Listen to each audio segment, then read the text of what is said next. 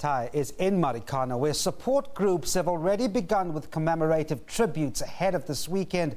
Sello, good afternoon. The Platinum Belt community is marking this weekend with much sadness, but I suppose also with hope that their livelihoods would improve in the future.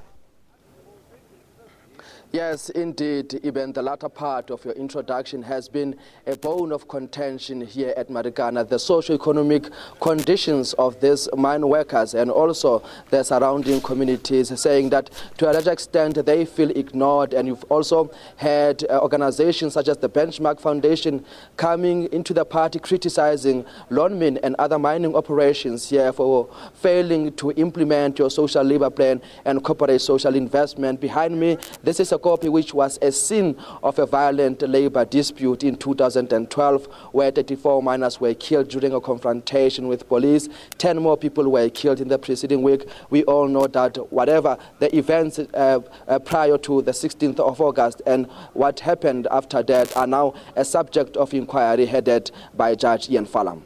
Sello, that's also the area not far away from the Lonmin mining operations. How is that mining company, Lonmin, posturing itself at this commemoration? Well, for the past 2 months, Lonmin has been coming to the party saying that they really want to contribute in uplifting the surrounding communities, in addressing the many socio-economic challenges confronting these workers, confronting locals on a daily basis. And we saw that in the past 2 months when they were giving Baboba Mohale shares. You will know that Baboba Mohale is a traditional council where communities like Nkaneng and Marikana and Bapong fall under their jurisdiction. Over 500 billion will benefit this community on a yearly basis, even.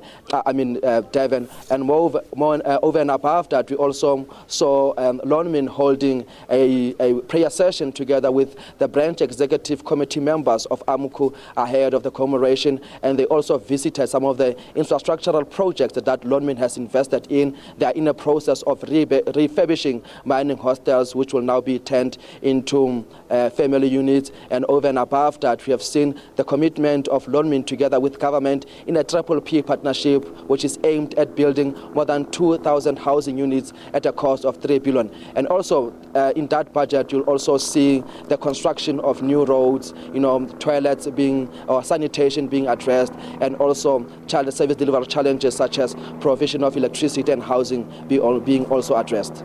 And Sello, before I let you go, the real big tribute or commemoration, of course, tomorrow. What's the mood like ahead of that?